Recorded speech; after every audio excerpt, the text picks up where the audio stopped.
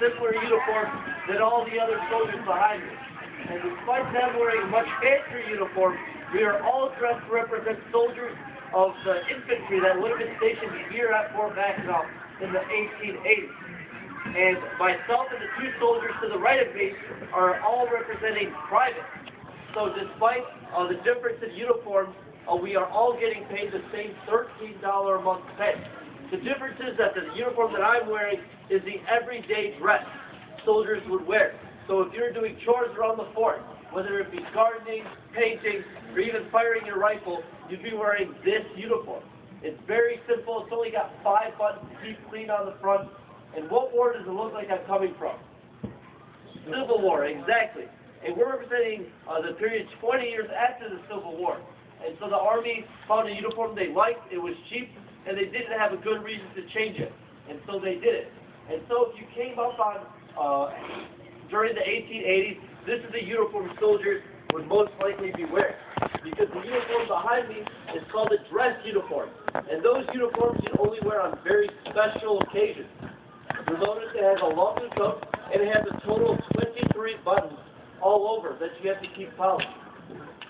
In addition to that, it has a lot of white facing on the sleeve, on the collar, on the shoulder, and even on the tail that you have to make sure stay pristine and clean for a regimental inspection.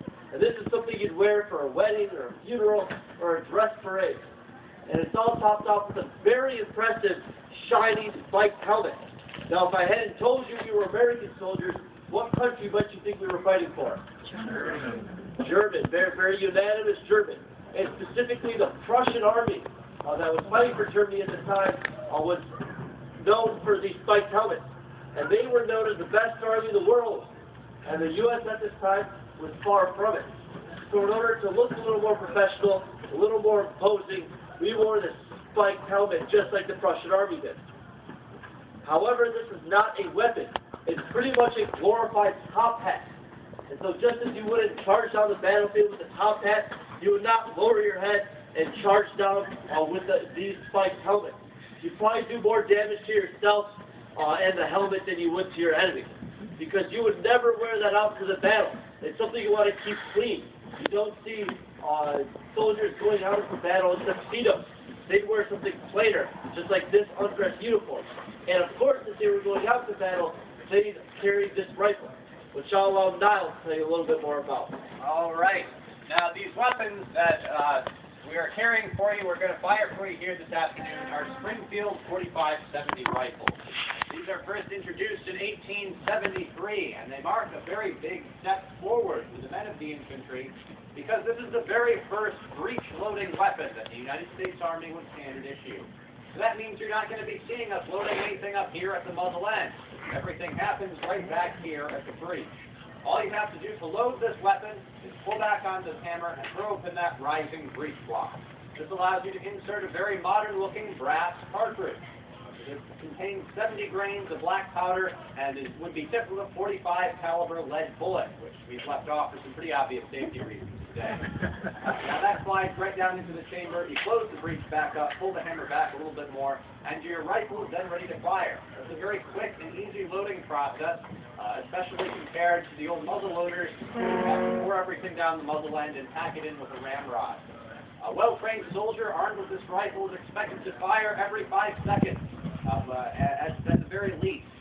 So that's a pretty big step up in the rate of fire, especially compared to the old muzzle loaders, which should require 15 to 25 seconds to load.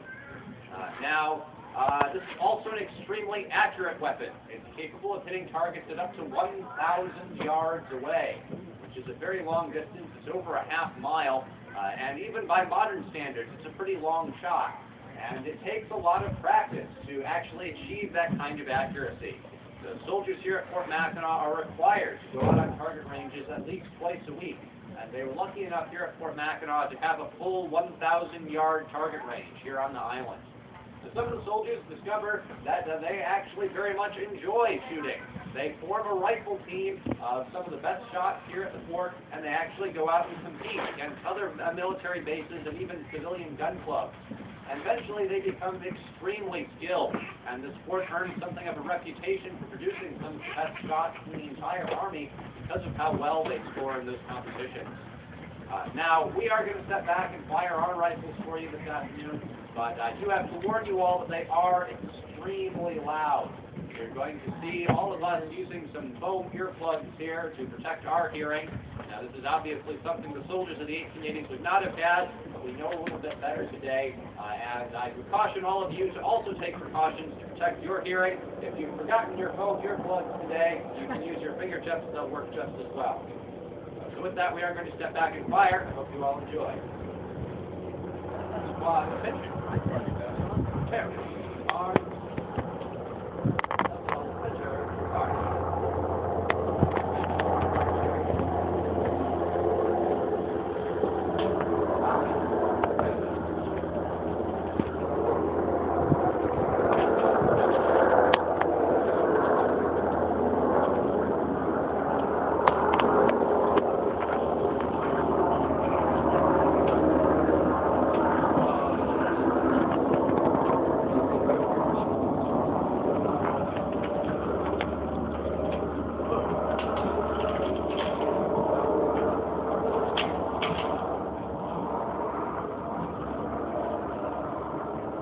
Ready.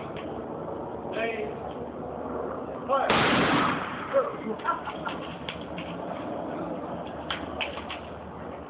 Ready. Stay. Fire.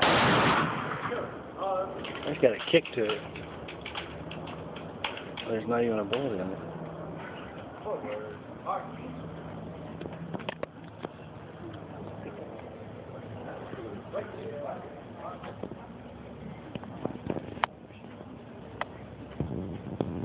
Squad, halt, quarter, arms, raise, rest. All right, well, that's loud enough for everybody. Yeah. All